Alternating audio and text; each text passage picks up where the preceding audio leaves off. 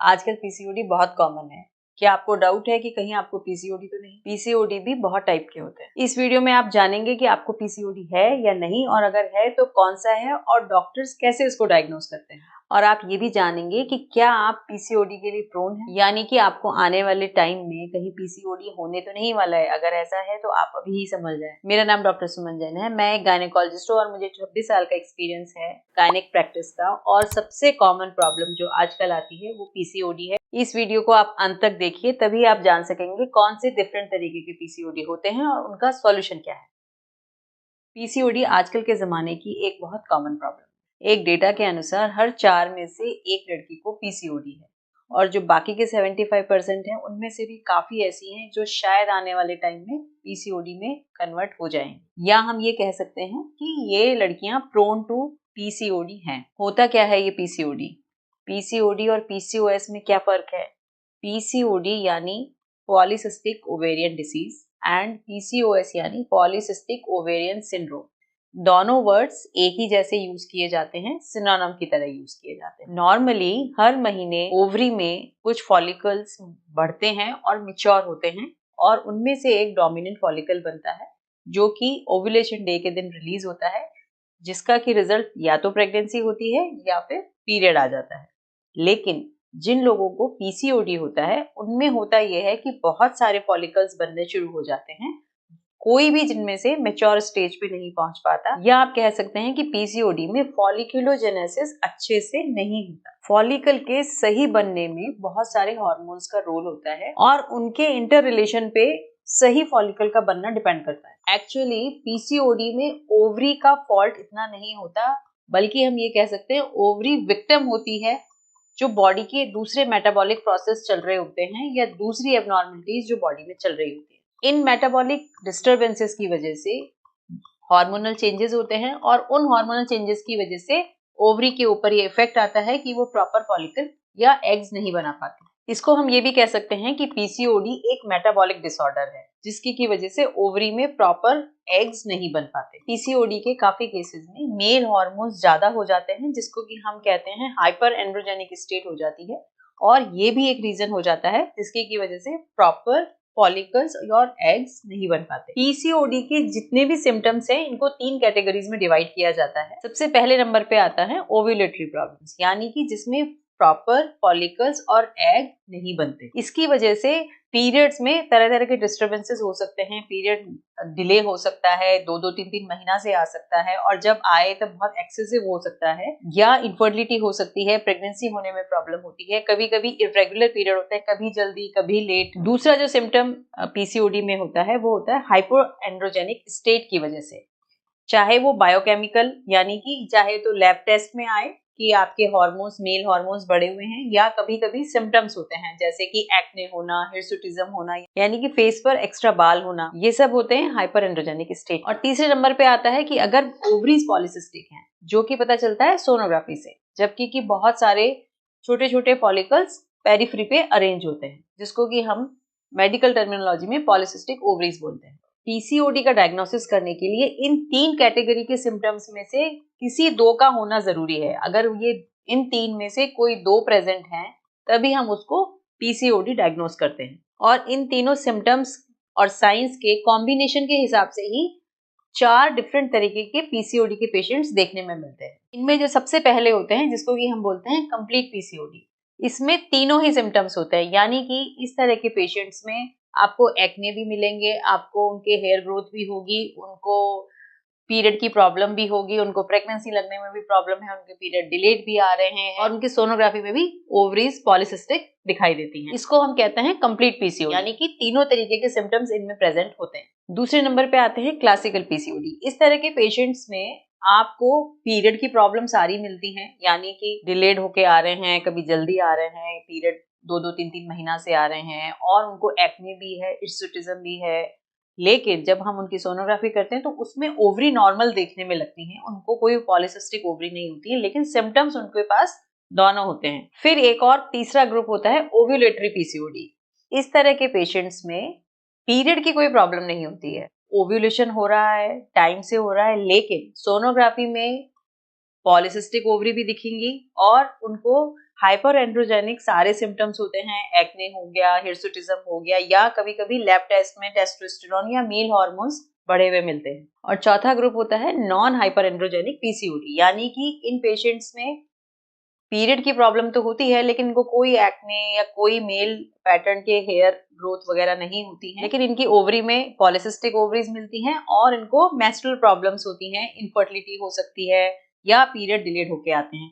ये भी काफी कॉमन ग्रुप है। 20 से 25% पीसीओडी इसी तरह की होती है। अब फायदा क्या है हमें ये इस तरह के क्लासिफिकेशन का या ये जानने का कि हमें कौन सी तरीके का पीसीओडी है। एक तो ये है कि अगर आपको सिर्फ पीरियड की प्रॉब्लम है और अगर आपको हाइपर एंड्रोजेनिक यानी कि आपको एक्ने नहीं है, हिर्सुटिज्म नहीं है और सोनोग्राफी में भी आपको नॉर्मल ओवरी आती है, तो आपको सिर्फ अभी पीरियड की प्रॉब्लम है, तो आपको हम पीसीओडी डायग्नोज नहीं करेंगे क्योंकि आपको सिर्फ एक ही तरीके के सिम्टम्स हैं। लेकिन आपकी बॉडी आपको शायद ये बता रही है कि अगर आप अभी ही ठीक कर लेंगे तो शायद आप पीसीओडी की तरफ ना जाएं और पहले ही ठीक हो जाए। तो आपकी बॉडी आपको एक इंडिकेशन दे रही है कि आपके पीरियड्स की प्रॉब्लम ही अभी स्टार्ट हुई है, आप चाहें तो इसी स्टेज पे इसको ठीक कर लें। डिफरेंट तरीके की जो पीसीओडीज होती हैं उसका जो मेडिकल मैनेजमेंट होता है वो थोड़ा थोड़ा फर्क होता है जैसी प्रॉब्लम के हिसाब से। अगर मेंस्ट्रुअल प्रॉब्लम है तो अलग तरीके से हम ट्रीट करते हैं, अगर हाइपर एंड्रोजेनिक प्रॉब्लम है तो अलग तरीके से ट्रीट करते हैं, अगर इनफर्टिलिटी का है तो अलग तरीके से ट्रीट करते हैं। लेकिन पेशेंट के करने का जो काम है वो है चारों में सेम, और वो क्या है? वो है आपका लाइफस्टाइल मैनेजमेंट। यानी कि आपको किसी भी तरीके का पीसीओडी हो, चाहे वो क्लासिकल हो, चाहे कंप्लीट हो, चाहे ओव्यूलेटरी हो, चाहे हाइपर नॉन हाइपर एंड्रोजेनिक हो, सभी में अगर आप अपनी लाइफस्टाइल को ठीक कर लेते हैं तो आपको चारों ही तरीके के पीसीओडी में डेफिनेटली रिलीफ मिलेगा। तो अब हम बात करते हैं मेजर पॉइंट्स लाइफस्टाइल मैनेजमेंट। क्यों हो गया है आजकल ऐसा? क्यों इतना कॉमन हो गया है पीसीओडी? आज से 20-30 साल पहले इतना कॉमन नहीं था। जैसे जैसे हमारा टेक्नोलॉजिकली हम लोग डेवलप्ड होते जा रहे हैं, हमारे पास फिजिकल एक्टिविटी की जरूरतें ऑलमोस्ट कम हो गई हैं।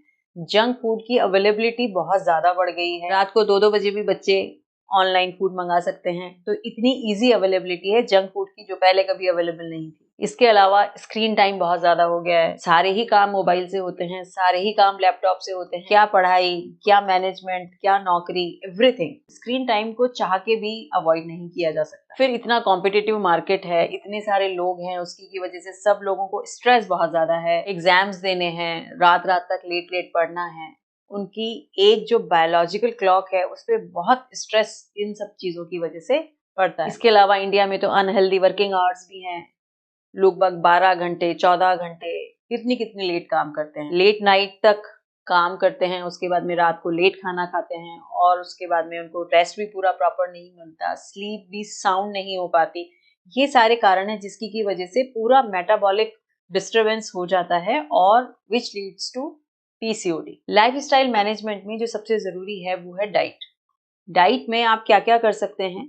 सबसे पहले तो आप अनहाइजीनिक फूड खाना बंद करें, यानी कि स्ट्रीट फूड होटल्स में, क्योंकि किसी भी तरीके का इन्फेक्शन अनहाइजीनिक फूड आपकी इम्यूनिटी को तो कम करता ही है, बार बार होने वाली बीमारियां आपकी इम्यूनिटी को कम करती हैं। इसके बाद आपको किसी भी तरीके का प्रोसेस्ड फूड लेना भी बंद करना चाहिए, क्योंकि इसमें कई तरीके के केमिकल्स होते हैं जो कि आगे चल के आपको प्रॉब्लम करते हैं।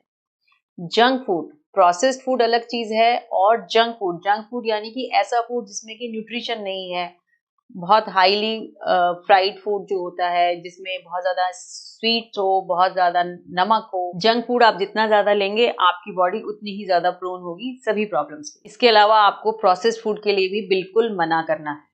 प्रोसेस्ड फूड मतलब चिप्स, कोल्ड ड्रिंक्स, इसी टाइप की सब चीजें। इन सभी प्रोसेस्ड फूड में कुछ ना कुछ प्रिजर्वेटिव मिले होते हैं जिसकी की वजह से इनकी शेल्फ लाइफ इतनी लंबी होती है, और ये प्रिजर्वेटिव केमिकल्स ही होते हैं अल्टीमेटली, जो कि आपकी बॉडी को नुकसान करते हैं।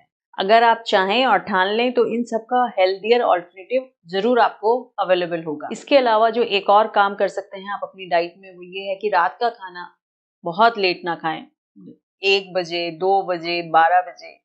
ऐसा करके आप अपनी इंटेस्टाइनल और अपने डाइजेस्टिव सिस्टम को खराब कर देते हैं, और अल्टीमेटली जब ये लंबे टाइम तक चलता है तो मेटाबॉलिक डिसऑर्डर्स को प्रिडिस्पोज करता है। जितना ज्यादा आप अपनी बायोलॉजिकल क्लॉक को डिस्टर्ब करेंगे उतना ही ज्यादा चांसेस मेटाबॉलिक डिसऑर्डर के बढ़ जाएंगे। डाइट के बाद जो नेक्स्ट स्टेप है लाइफस्टाइल मैनेजमेंट में, वो है आपका स्लीप पैटर्न।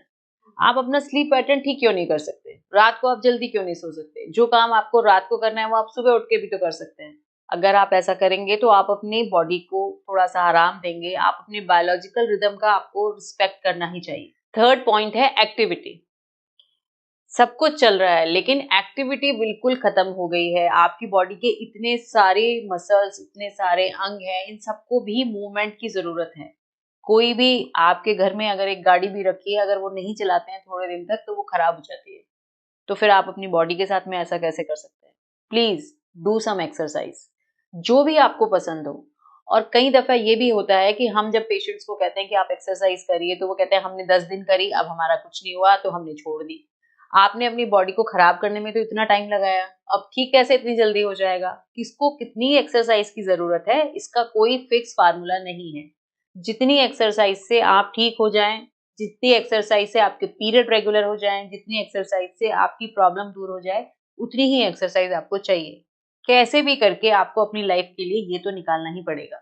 इसके बाद में जो फोर्थ सबसे ज़रूरी है वो है स्ट्रेस। स्ट्रेस लेवल को कम किए बगैर ये सारी प्रॉब्लम्स को सॉल्व करना बहुत मुश्किल है। खास तौर पे ये जो प्रॉब्लम्स, जितनी भी क्रॉनिक प्रॉब्लम, पीसीओडी हो गई, प्रीमेच्योर ओवेरियन फेलियर हो गया, जो कि लाइफस्टाइल प्रॉब्लम्स जिनको हम कहते हैं, इनमें अगर आपको स्ट्रेस को दूर नहीं करेंगे तो बहुत मुश्किल है इनसे निकलना। स्ट्रेस को दूर करने के बहुत सारे तरीके आप नेट पे भी ढूंढेंगे तो मिलेंगे। मेडिटेशन हो सकता है, योग हो सकता है, बड़ों से बात हो सकती है, टाइम मैनेजमेंट हो सकता है, पॉजिटिव सोचना हो सकता है। इसके अलावा अगर आप किसी तरीके की एडिक्शन में हैं, यानी कि अल्कोहल या ड्रग्स, वो भी आपको छोड़ना बहुत ज़रूरी है। अगर आप अपना लाइफस्टाइल ठीक कर लेते हैं तो आपकी 90% प्रॉब्लम, और जो पीसीओडी के केसेस हैं उनमें 70 टू 80% केसेस तो सिर्फ लाइफस्टाइल ठीक करने से ही ठीक हो जाते हैं, उनको मेडिसिन की ज़रूरत पड़ेगी ही नहीं। अगर आपको ये वीडियो यूजफुल लगा हो तो नेक्स्ट देखिए ये वाला वीडियो।